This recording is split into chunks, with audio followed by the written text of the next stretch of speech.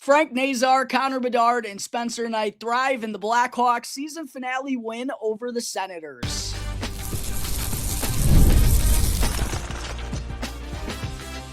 You're Locked On Blackhawks, your daily podcast on the Chicago Blackhawks, part of the Locked On Podcast Network, your team every day.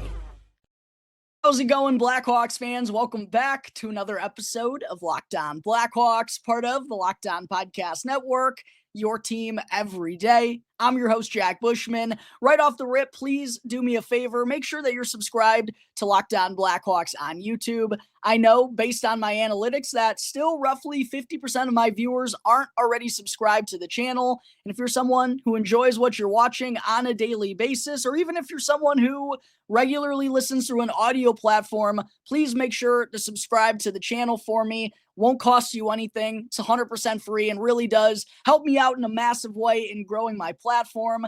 And one final quick shout out that I got to give as well goes out to today's sponsor, which is FanDuel. Make sure to go and check out FanDuel.com right now to win $250 worth of bonus bets if your first $5 bet wins throughout the NBA playoffs.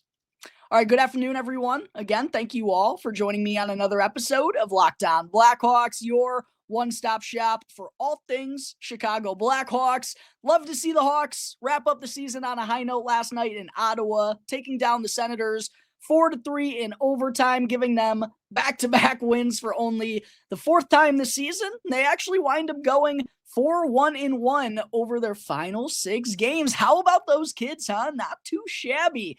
And honestly, it kind of stinks that the season is now coming to a close, considering how many of these prospects are finally on the scene. Kids that I've been talking about so many times throughout the last couple of years on this show, throughout them playing junior hockey or playing in the NCAA, whatever it may have been to get them up to this point. They finally get here. We get to see how they look against NHL competition.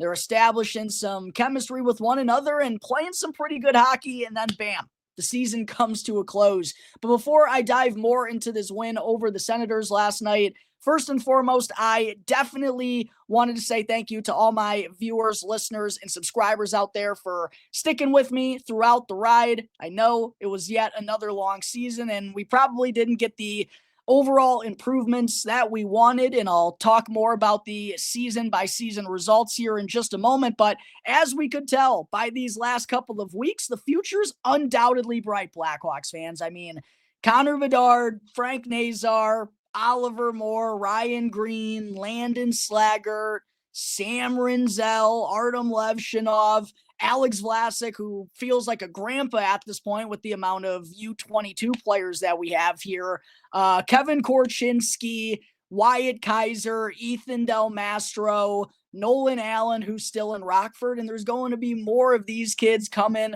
over the next handful of years, and it's been a lot of fun watching them over the last couple of weeks, and I will be evaluating each and every one of those kids that I just mentioned, along with every member of this Blackhawks roster with my end-of-season grades that are going to be starting here soon, as well as my 2025 NHL draft profiles to keep an eye out for, Blackhawks fans. But talking about this win last night in Ottawa, despite the Blackhawks getting the job done, it definitely wasn't their finest showing to close out the season. And with the Sens not having Brady Tkachuk, Claude Giroux, or Jake Sanderson in the lineup, that made it sting a little bit more considering the way that the Blackhawks got dominated. But I think one thing to consider here is with so many kids being a part of this roster and also playing pivotal roles in these final few games, as they should, that should be the priority at this point.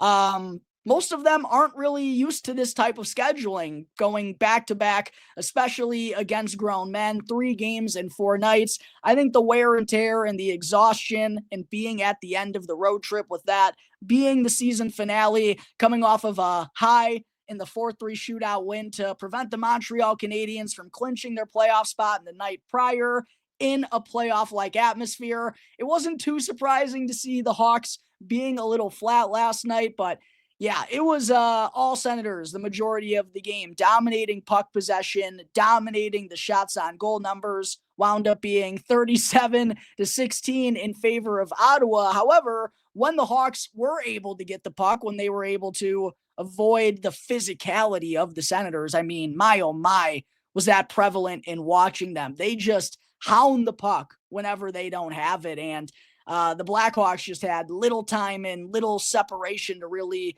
go and create anything. But whenever they did, whenever they were able to get shots on net towards Blackhawks legend Anton Forsberg in between the pipes, they were able to find some success on him and beat him 4 times. And one of those came just over a minute into the game with Connor Bedard starting this one off with a bang, going top shelf for his 22nd goal of the season. Nice little play by Bedard to utilize the defender on a one-on-one as a screen to prevent Forsberg from getting a clean shot on that, a clean look on that shot. That put the Blackhawks ahead 1-0 early. And then Joe Veleno found the back of the net as well in the first period with his 8th goal of the season, capitalizing on the Sens just giving him way too much open ice. And it was definitely one that Forsberg should have stopped, but we'll definitely take it. Love to see Oliver Moore tally the primary assist there as well. His 4th apple, I believe, in 9 games to close out the year, I want to say. The first periods continue to be real strong starts from these kids. The second period, though, that remains an issue, and the Sens were able to even things up 2-2 in that middle frame. But then we got a second goal from Mr. Connor Bedard. This one even prettier than the first. One that I could not stop watching on Twitter. For those of you who haven't already seen the clip, make sure to go and check out Talkin' Hockey on X. I post clips of every single goal the Blackhawks score in every single game, as well as most of the highlights. And I actually, not ashamed to say, I won't miss doing that for the next 5 months as I get into off-season mode here. But this clip of Bedard's release, absolutely unbelievable. Second goal of the night, 23rd goal of the season, put the Blackhawks ahead 3-2. Sammy Rinzel, by the way, with the secondary assist, giving him points in 5 of the final 6 games. The Senators were able to even things up 3-3, putting this one into overtime, but just 48 seconds into the 3-on-3 frame. Who else but my guy, Frank the Tank Nazar, with the OT winner off a feed from Connor Bedard, giving him a 3-point game. Nazar winds up scoring in each of the final 3 games of the year, wrapping up the season with 12. Great way for the Blackhawks to finish off the season, back-to-back wins. Felt really good, and I haven't even talked yet about the true number 1 star of the game, which was Spencer Knight. He was the reason why this game even got into overtime, because as I talked about, the Senators had the puck all night long, racked up 37 shots on goal, but Knight was excellent from start to finish, made a couple of highlight reel saves on the night, including a beautiful right pad save on a one-timer to rob Dylan Cousins. It was probably his best of the night, but I love to see these high-level performances out of Spencer Knight. I think the biggest takeaway that I have on Spencer since we acquired him from Florida is he undoubtedly has the capabilities and the upside to steal games at the NHL level as a young man, which is super impressive. However, when he doesn't have his best stuff, he's got to find ways to be able to work around that, because going into a season next year where he's going to be utilized as a number 1 for truly the first time as an NHLer, I expect him to get around 50 to 55 starts. Things aren't going to go perfectly, and he's not going to have his best stuff in every single one of those. And now I think he's just kind of got to figure out how to get by when he doesn't have his best stuff and making it work, kind of raising his baseline a little bit, raising his floor and making himself more of a serviceable goaltender at all times. Because there's no doubt when he's rolling, he can be one of the best goaltenders in this league. It's about still being a high-level goaltender when you don't have your best stuff. That's the improvement that I'm going to be looking for out of Spencer Knight going into next season. But all in all, good way to wrap up the year for Spencer in between the pipes. He goes 2-1-1, in his final 4 games. 3 of those, he had a save percentage above .905 and made 34-plus saves in 2 of them. For the Blackhawks, they wrap up the regular season with a 25-46-11 record, giving them 61 points. That's a 9-point improvement from last season. However, they're still going to have the second best odds going into the 2025 draft lottery like they did last year.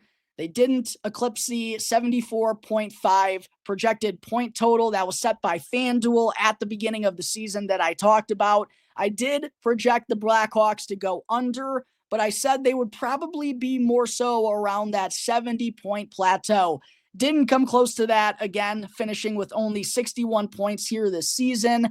So probably not the all-in-all improvement that I wanted to see. However, there were definitely a lot of things that go into it, with Luke Richardson being fired, Anders Sorensen with no NHL coaching experience coming up and having to take control of the scene. There were all the trades, Seth Jones being disgruntled in the locker room, getting rid of Taylor Hall. Like, there was a lot that went into this season, but I still think it was a little bit disappointing the Blackhawks weren't able to get closer to that 70-point margin. Looking at their 2023-24 results, they were 23-53-6 last year with 52 points. Again, they're 9 points better than that this year. In 2022-2023, they were 26-49-7, giving them 59 points, tied for the second worst team in hockey. So 3 years in a row, the Blackhawks have been in the bottom three. And trust me, as the host of the show, I certainly have noticed. And then even going back to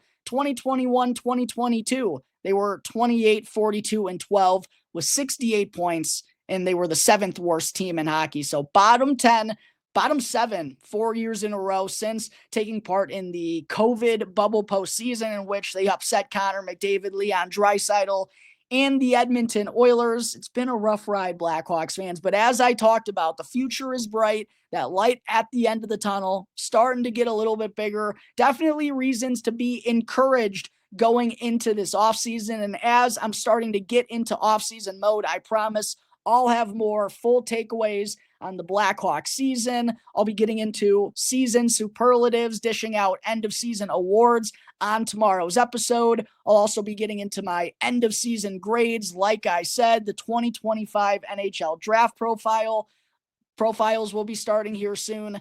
Lots of good stuff coming your way from yours truly here on Locked On Blackhawks. Again, make sure to hit that like button if you enjoy what I'm doing. Subscribe to Locked On Blackhawks on YouTube as well. There are my thoughts from the season finale win over the Ottawa Senators last night. Coming up in just a moment, I'll get into some news on Ryan Donato's potential contract.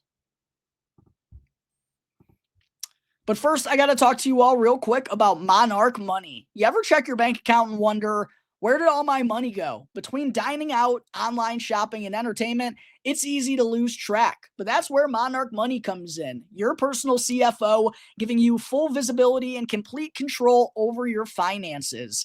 And Monarch Money isn't just a budgeting app. It's a complete financial command center so that you can track all your accounts, investments, and spending all in one place. So you can stop just managing your money and start building wealth. And what I personally love about Monarch is that instead of juggling multiple apps at the same time, I can just use Monarch to check my finances, track my spending, and even plan my long-term goals. So go and take control of your finances right now with Monarch Money by using the code LOCKEDONNHL at monarchmoney.com for 50% off on your first year. Again, that's monarchmoney.com with our code LOCKEDONNHL in all caps for half off on your first year with Monarch Money. Segment 2, with the season now coming to the end, is going to be It's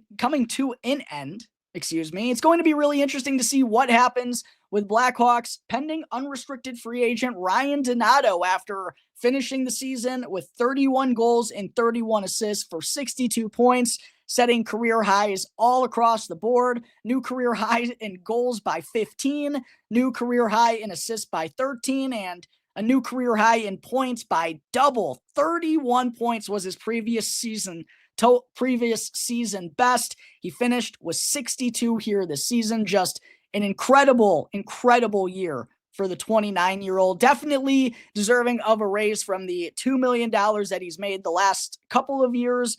The only question remains is how much is that raise going to be for, and who's going to be giving it to him? And a couple of days ago, we got an update on the Donato contract front from Frank Saravalli, who's been giving us great updates during Blackhawks intermission all season long. Frank reported that the Blackhawks recently offered Donato a 3-year deal worth just shy of $4 million per year, which at this point in time, he has neither accepted nor declined. And based on that report, I'd have to guess the Blackhawks offered somewhere around $3.75 to $3.8 million over a 3-year stretch, which I think would be a very good team-friendly deal here for the Blackhawks. As I've talked about before, I personally would be willing to go more money, less term because of the Blackhawks' current situation. And with them having to reach the salary cap floor as the salary cap is expected to go up, they, of course, no longer have Seth Jones and his massive AAV on their books.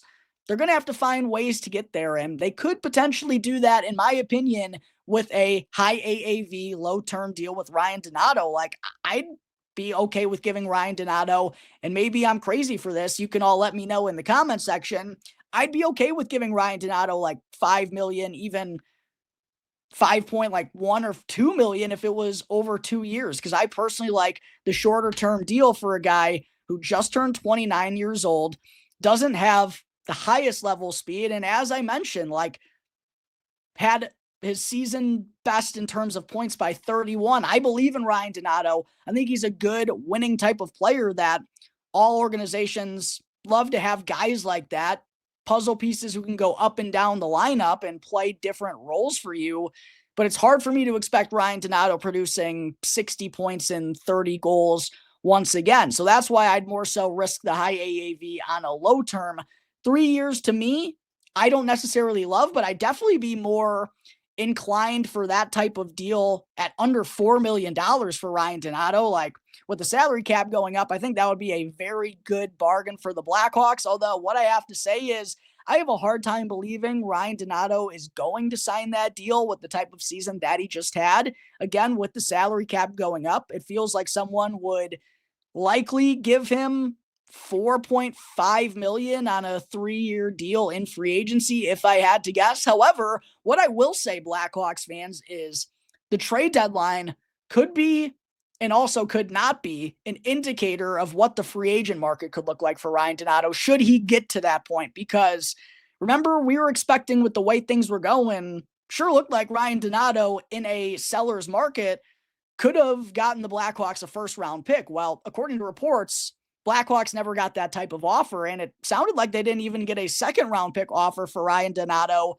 or at least a high enough second-round pick for them to seriously have interest. So with that being the case, I do wonder if Donato isn't going to get as much respect or command as much money on the free agent market as I or some other people would assume. So maybe he wouldn't get more money on the market like I'm expecting. Maybe if he and his agent are thinking that way as well, that could lead him to being more inclined to sign this deal with the Blackhawks. But I'll probably stay firm on my beliefs that this isn't the number that's going to get the deal done for Ryan Donato to stay here in Chicago. While I'm sure he's happy with his role here and getting time to play with Connor Bedard and being part of the ground floor of what is going to be something special in this organization, I truly believe, and I'm sure there are a lot of people in that building that believe that way as well, with the amount of young talent and still more draft picks coming. I still don't know if under $4 million is going to get Ryan Donato to put ink to paper there. It's going to be really interesting to see how that's all going to transpire. Again, according to Frank Saravalli, he's neither accepted nor rejected this offer from the Blackhawks. But my personal thoughts on it right here, right now, Blackhawks fans, I have a hard time imagining that's going to be enough to get Ryan Donato to sign that extension here with Chicago. We'll see what winds up happening. I'll have the Ryan Donato contract front covered for you right here on Locked On Blackhawks. There's the latest news we have on Donato's potential contract extension. Coming up in just a moment before I close out today's episode, I still got to get into a quick update on the Rockford IceHogs. Real quick, though, Blackhawks fans, I got to talk to you all about the fine folks over at FanDuel. The NBA playoffs are almost here, and FanDuel is giving new customers an incredible way to get in on the action. Right now, when you join FanDuel and place your first $5 bet, you'll get $250 worth of bonus bets if your bet wins. And that's 250 extra bucks that you can use on everything from buzzer beaters to early round upsets and even who's going to lift the trophy when it's all said and done. Plus, after the game already tips off, you can still even combine live prop bets into a same game parlay for a chance to win big. So don't miss out on this incredible offer. Again, it's $250 worth of bonus bets if your first $5 bet wins. All you got to do is go and check out FanDuel.com or download the FanDuel Sportsbook app and claim your $250 in bonus bets today. Back here on the Locked On Blackhawks podcast, part of the Locked On Podcast Network, your team every day. Real quick, just wanted to say thank you to everyone for making Locked On Blackhawks your very first listen here to start off your day. For your second listen, make sure to go and check out Locked On NHL Game Night. Every game, every night, up until a Stanley Cup champion is crowned, you can get local analysis on a national scale with the coverage you love from Locked On. And you can find Locked On NHL Game Night right now on YouTube or wherever you may be listening to your podcasts. Segment 3, it's probably been about 2 weeks since I've last gotten into an update on the Rockford IceHogs, but now that they're down to their final 3 games of the AHL regular season, it's probably a good time for me to do that. And for the third time in 4 years, the IceHogs are set to play in the best of 3 play-in series to get into the first round of the Calder Cup playoffs. As a reminder, before I get into the standings here in just a second, 5 of the 7 teams in the Central Division qualify for the postseason. However, the 4th and 5th seeds duke it out in that best of 3 play-in series that we've seen the IceHogs play in 2 of the last 3 years and will be about to play in here in a couple of weeks for the 3rd time in 4 years. The winner of that best of 3 play-in series will then play the number 1 seed in the division in the opening round. And that number 1 seed in the Central Division has yet to be determined, as the Milwaukee Admirals and the Texas Stars are still duking it out. Milwaukee currently is in the number 1 spot with a 39-11, 5-6 record, giving them 89 points in 71 games. AHL regular seasons are 72 games, by the way, for those of you who don't know. So that means 1 game left on the slate for Milwaukee. For Texas, they have 2 games left and are currently 2 points behind the Admirals. They're 42, 25, 3-0 on the season, giving them 87 points in 70 games. Will be interesting to see who winds up with that number 1 spot in the Central. The Grand Rapids Griffins are in the 3rd spot right now. They're 35, 28, 4-2, giving them 76 points in 69 games. So they don't have a crack at getting the top spot or even finishing number 2. However, they have not clinched their spot out of the play-in series. They're still in play-in jeopardy, as the Chicago Wolves, who are number 4 in the Central Division, are only 2 points behind them. So we got some battles that are coming down to the wire here at 1 and 2 and at 3 and 4, as Grand Rapids and Chicago are trying to avoid that play-in series. The Wolves are 35, 34-0 through 69 games. So both them and Grand Rapids have 3 games left. The Wolves just 2 points back with 74 points. And that brings us to the Blackhawks minor league affiliate, Rockford IceHogs, who will hold the 5 seed going into the play-in series. They're currently 30, 31, 6-2 on the year, giving them 68 points in 69 games. They're also down to their final 3 games of the season. One of them will be this evening, as they're taking on the Grand Rapids Griffins. And then they'll actually be back in action again against Grand Rapids on Friday before having Chicago come to Rockford on Saturday for the regular season finale. So we'll see if it's either going to be Grand Rapids or the Wolves in that best of 3 play-in series. Quite honestly, I'm just happy it's not the Texas Stars. And I kind of want the Texas Stars to come away with that 2 seed. I'm sick of watching the Rockford IceHogs play and lose to them in the Calder Cup playoffs. I'd probably rather take my chances against the Milwaukee Admirals in that opening round series. One last thing I wanted to bring up about the Rockford IceHogs, by the way, just a couple of hours ago, former first-round picks Artem Levshinov and Kevin Korchinski were reassigned to Rockford, with the Blackhawks season already having come to a close, and with both of them being eligible to play in the Calder Cup playoffs.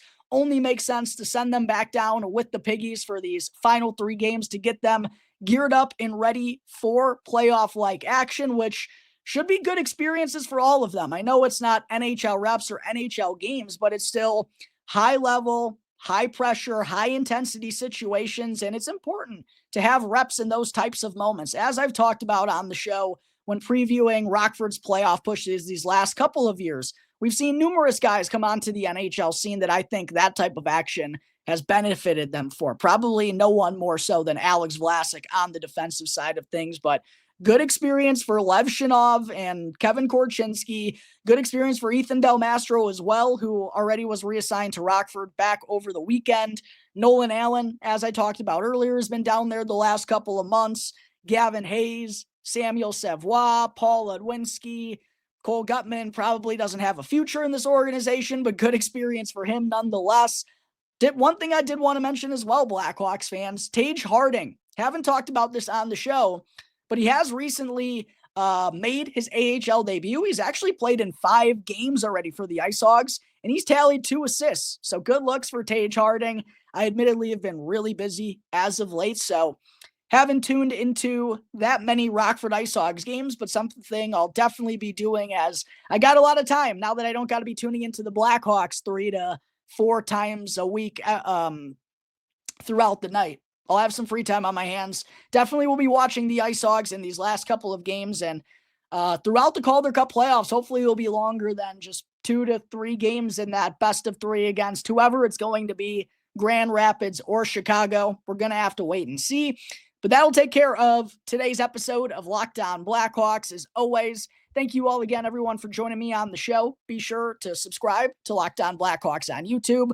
Follow Locked On Blackhawks for free wherever you may be listening to your podcast. That way you can check out the latest episode as soon as it becomes available each and every day. Until the next episode, everyone, enjoy the rest of your Wednesdays. I'll see you next time on the Locked On Blackhawks podcast, part of the Locked On Podcast Network, your team every day.